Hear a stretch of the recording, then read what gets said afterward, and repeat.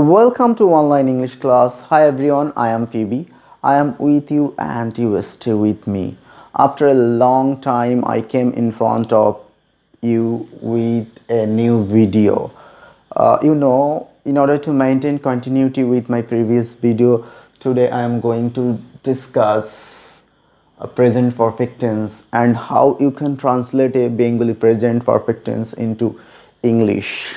So, dear viewers, without wasting time, let's get started with the video.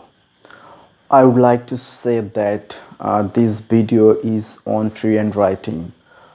Watching this video carefully, a student can learn how to translate a Bengali sentence. So, dear viewers, have a look. Present perfect tense. কোনো কাজ শেষ হয়েছে কিন্তু তার ফল এখনও বর্তমান বা সে সম্পর্কে আলাপ আলোচনা এখনও বিদ্যমান এরূপ বোঝালে ওই কাজকে বা ওই ক্রিয়ার কাজকে প্রেজেন্ট পারফেক্ট টেন্স বলে। Present perfect tense is used when the work has been done but its effect lasts. In English, let's look some sentences here. সে মাছ ধরেছে। রহিম ভালো ফলাফল করেছে। সে বাড়ি আসিয়াছে। তিনি আমাকে ডেকেছেন। তারা কাজটি করিয়াছে। এই সবগুলোই সরল বাক্য। তো এই বাক্যগুলোর সমাপিকা ক্রিয়াগুলো সবসময় এক্ষেত্রে দেখছি শেষে আছে। তো সমাপিকা ক্রিয়াগুলো যদি আমরা দেখি তো দেখি যে প্রত্যেকটা বাক্যের কাজই সম্পন্ন হয়ে গেছে, তো তার ফল এখনও বর্তমান বা ওই সম্পর্কে আমরা কথা বলছি। চেনার উপায়, সমাপিকা ক্রিয়ার শেষে ইয়াসি, ইয়াসো, আসে, ইয়াসেন, সেন।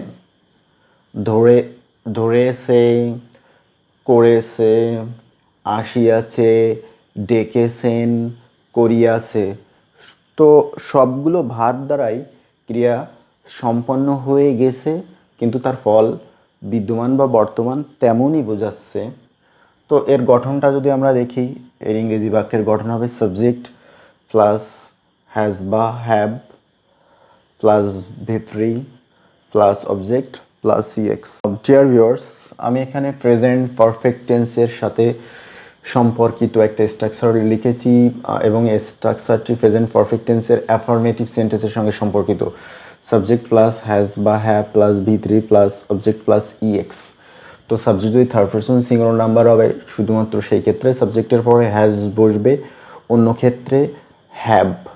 তো if you forget person, you can watch my videos on person. তিনি বাড়ি আসিয়াছেন।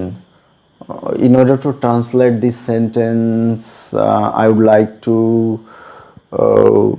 remind you the recognition process of subject, object and verb. এই বাক্যটিকে ইংরেজি করতে গেলে আমাদের বাংলা বাক্যের সাবজেক্ট, অবজেক্ট, ভার্ব খুঁজে বের করার প্রক্রিয়াগুলো মনে করতে হবে। তো আমরা এখানে একটু দেখি, এখানে ফাইনাইট ভার্ব কোথায় আছে। এখানে ফাইনাইট ভার্ব আসিয়াছেন। আমরা যদি সরল বাক্য দেখি এবং সরল বাক্যে অধিকাংশ সময় ফাইনাইট ভার্ব বাক্যের শেষে ব্যবহার করি, সেজন্য এখানে ফাইনাইট ভার্বটা বাক্যের শেষে ব্যবহার করা হয়েছে আসিয়াছেন। তো এটা প্রেজেন্ট পারফেক্ট টেন্সের অ্যাফার্মেটিভ সেন্টেন্স, এটা বিবৃতি প্রকাশ করছে। তো এখানে একটু আইডেন্টিফাই করি, এটা ভার্ব, কে আসিয়াছেন। তো এখানে কাজটা কে করছে, তিনি। সাবজেক্ট, এখানে কি অবজেক্ট আছে। তো অবজেক্ট বের করতে গেলে কিভাবে প্রশ্ন করতে হয় মনে করার চেষ্টা করতে হবে। ভার্বকে কাকে বা কি দিয়ে প্রশ্ন করলে অবজেক্ট পাওয়া যায়। কি আসিয়াছেন, কাকে আসিয়াছেন, there is no answer. So এখানে অবজেক্ট নাই, তবে এখানে অ্যাডভার্ব অফ প্লেস আছে। প্লেস আছে এখানে, প্লেস।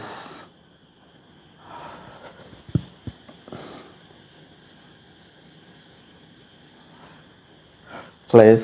তো ট্রান্সলেশন করার জন্য আমরা স্ট্রাকচারটা ফলো করে সাবজেক্ট হি, তো থার্ড পারসন সিঙ্গুলার নাম্বার, তাহলে হ্যাজ ব্যবহৃত হবে। He has. V3 আসার ইংরেজি কাম এর V3 ও কাম কোথায়? Home. He has come home or she has come home. তারা মাছ ধরেছে। সিমিলারলি একইভাবে ভার্ব, তারা সাবজেক্ট, কি ধরেছে? Object. So subject here they plural, তো হ্যাভ বসবে। ধরা ইংরেজি ক্যাশ এর V3 caught, fishes. Dear viewers, in order to learn fluent writing well, you need to know the forms of verbs. ভার্বের form জানা খুবই গুরুত্বপূর্ণ। ফর্ম না জানলে এখানে ইংরেজি করার সময় সমস্যা হবে। They have caught fishes. Negative present perfect টেন্সের নেগেটিভ সেন্টেন্স গঠনের ক্ষেত্রে আমাদের এই স্ট্রাকচারটা ফলো করতে হবে। Subject plus have oblique has plus not plus V3 plus subject plus EX। সে বাড়ি আসেনি। তো এখানে সবসময় না বোধক একটা অভিব্যক্তি প্রকাশ পাবে। তো আমরা এখানে খেয়াল করি সে আসেনি এখানে ভার্ব, আর এটা নেগেটিভ সেন্টেন্স রয়েছে, আর সে সাবজেক্ট প্লেস। তো ইংরেজি করলে কি দাঁড়ায় আমরা একটু দেখি। সে, হি, থার্ড পারসন হ্যাজ, গঠন অনুযায়ী নট, আশা কামের V3 come home. He has not come home or he hasn't come home. একইভাবে তারা সাবজেক্ট, ডাকেনি ভার্ব, আমাকে কাকে? অবজেক্ট আমাকে। তো ইংরেজি করলে কি দাঁড়ায় একটু দেখি। They have plural, they have not called, call মানে ডাকার V3 কল্ড ইউ। তারা তোমাকে ডাকেনি, they have not called you. Dear viewers, আমরা এখন একটু ইন্টারোগেটিভ সেন্টেন্স দেখব। তো ইন্টারোগেটিভ সেন্টেন্সের গঠন have oblique has plus subject plus V3 plus object plus EX plus জিজ্ঞাসা চিহ্ন। তবে এটাকে আমরা যদি ইন্টারোগেটিভ নেগেটিভ করি, তো সেক্ষেত্রে এই অক্সিলারি ভার্বের সঙ্গে নট ব্যবহার করা যেতে পারে। তো আমরা সেটা দেখছি না এখানে। এটা বুঝতে পারলে আমরা ওটাও জেনারেলিভাবে বুঝতে পারবো। তারা কি মাছ ধরিয়াছে?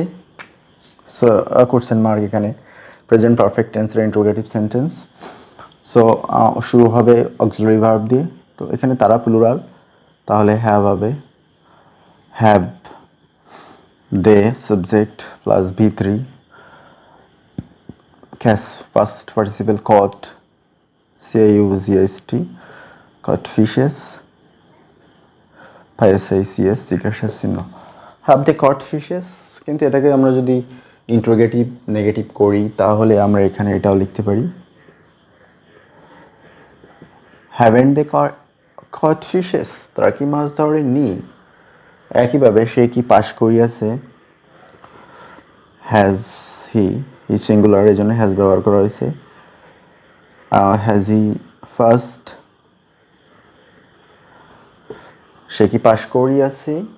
আর এটাকে যদি আমরা ইন্টারোগেটিভ নেগেটিভ করি তাহলে হ্যাজেন্ট হি ফার্স্ট লিখতে পারি। So dear viewers,